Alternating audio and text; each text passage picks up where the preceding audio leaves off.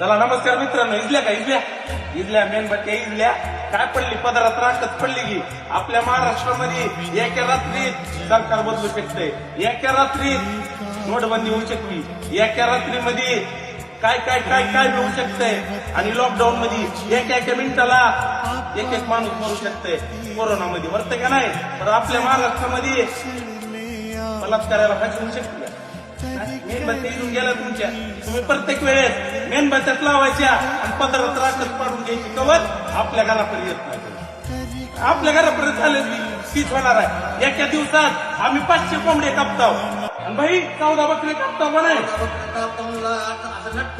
बाप्पा कसे अंडे काढावं लागते, जगदात काढून लागतो. अहो शेळक्या मावशी कुठून आपल्या घरापर्यंत यायच्या आधी सावध व्हा. एक मिनिटाला माणूस मेला लॉकडाऊन, एक बलात्कारी म्हणू शकत नाही का. विचार करा. कोटे